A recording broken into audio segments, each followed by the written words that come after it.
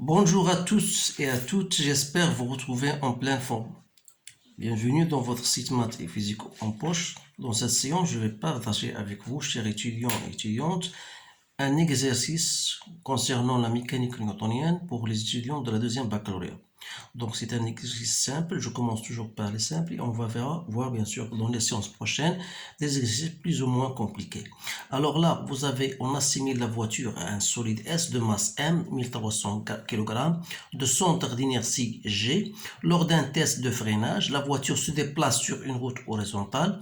Il freine lorsque sa vitesse atteint la valeur V0 égale à 100 km par heure, c'est-à-dire plus ou moins 27 mètres par seconde. Puis s'arrête après avoir parcouru la distance dA. On suppose que la voiture subit au cours de cette phase une force F horizontale constante ayant le sens contraire du mouvement. F représente ici la résultante des forces de freinage et de frottement. La trajectoire de G est rectiligne. Pour étudier le mouvement de G, on choisit un repère OI, comme vous le voyez, lié à la Terre considérée comme galiléen. L'instant de début de freinage pour lequel xg égale à x0 égale à 0, ça veut dire à cet instant, à l'instant t égale à 0, x0 égale à 0, est choisi comme origine des dates t égale à 0. Alors la première question qu'on vous pose toujours, en appliquant la deuxième loi de Newton, montrez que l'expression de l'accélération de g s'écrit à g égale à moins f sur m. On déduire la nature du mouvement. Le graphe de la figure 2 représente les variations de la vitesse en fonction du temps lors de la phase de freinage. Déterminer graphiquement la durée TA de la phase de freinage, c'est-à-dire la durée T correspondante à la phase de freinage, puis l'accélération de G, écrire l'équation horaire du mouvement, déterminer la distance d'arrêt dA et enfin calculer l'intensité de la force F. Alors vous savez, donc ce sont des questions plus ou moins simples.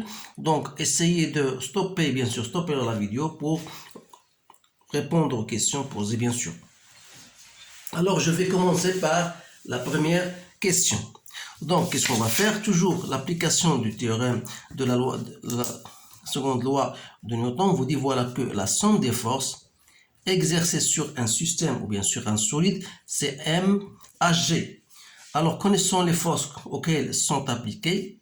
Les forces appliquées bien sûr sur ce solide ou sur ce système, c'est la force et le poids égal à M à G. Alors là, c'est une expression vectorielle.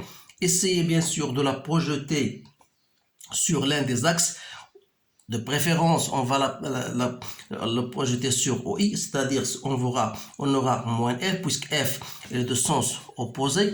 On aura moins F plus P. P n'aura pas de composante puisqu'il est perpendiculaire, bien sûr, à OI. Donc, il reste quoi? Il reste M à G. Donc, AG, c'est quoi? C'est moins F sur M. Donc, c'est une question très simple. En déduire la nature du mouvement, est-ce que vous remarquez bien sûr F est une constante, on vous a dit cela dans l'énoncé, M est une constante, donc ça veut dire que AG est une constante, donc il s'agit bien d'un mouvement uniformément varié. Deuxième question, le graphe de la figure représente la vitesse en fonction du temps.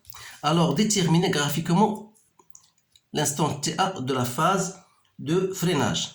Alors, qu'est-ce que vous remarquez à partir de ce graphique-là? Vous remarquez bien sûr que la vitesse en fonction de temps est une fonction affine. Qui dit une fonction affine, ça veut dire que VG en fonction de temps aura l'expression AG de t plus une constante B, c'est-à-dire c'est AGT plus B, c'est quoi? B, c'est la vitesse de G à l'instant t égale à 0.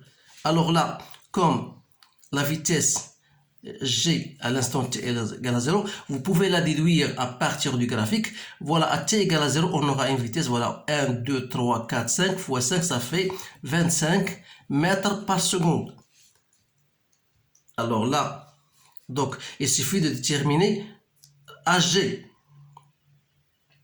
Alors, pour déterminer AG, nous voulons d'abord déterminer la durée TA, c'est-à-dire que la vitesse commence à diminuer jusqu'au moment où il freine. C'est-à-dire ici, la vitesse devient nulle. C'est-à-dire le temps de freinage, c'est celui-là. Donc, voilà, 1, 2, 3, 4, 5, 6, 7. Donc, à partir du graphique, je peux dire que le temps de freinage, c'est 7 secondes.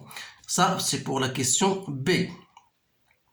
Donc, pour la question pour la question B, déterminer l'accélération. Voilà, l'accélération, c'est le coefficient directeur de la fonction v de g en fonction de temps. Donc, il faut choisir deux points. Par exemple, je vais choisir ce point-là qui correspond à 25. Et je choisis par exemple ce point-là qui correspond à 0. Donc, ça veut dire que AG n'est autre que 25 moins 0 sur 0 moins 7. Ça me donne moins 3,560. Donc, soit de portée de chiffre après la virgule, peu importe. Donc, voilà comment on calcule l'accélération. Ce sont des choses qu'il faut bien sûr, savoir faire. Donc, une fois j'ai déterminé l'accélération, voilà, 2, on vous dit, voilà, écrire l'équation xg en fonction de l'équation du mouvement. Vous savez que l'équation du mouvement en fonction de temps, ça, vous l'avez déjà fait en cours. Donc, vous devez l'apprendre. C'est 1 demi AG t au carré d'une façon générale, plus la vitesse de g à l'instant t égale à 0 fois t, plus xg à l'instant t égale à 0. Alors, xg à l'instant t égale à 0, c'est déjà égal à 0, c'est déjà dit dans l'énoncé. Donc, il reste xg en fonction de temps, c'est 1 demi AG t au carré, plus la vitesse g0 t. Donc, je vais remplacer l'accélération, c'est déjà moins 3,57. Je la divise par 2, ça me donne moins 1,78 t au carré, plus la vitesse de g à l'instant t égale à 0, c'est égal à 25. Donc, voilà 25 fois t. Donc, voilà l'équation horaire du mouvement. Ensuite, voilà 2,3. Déterminer la distance d'arrêt. Donc, la distance d'arrêt, je peux la déterminer à partir de l'équation horaire. Vous savez que lorsque la voiture atteint le point d'arrivée, ou bien lorsqu'il se stoppe, ou bien lorsqu'il s'arrête, on a déjà TF.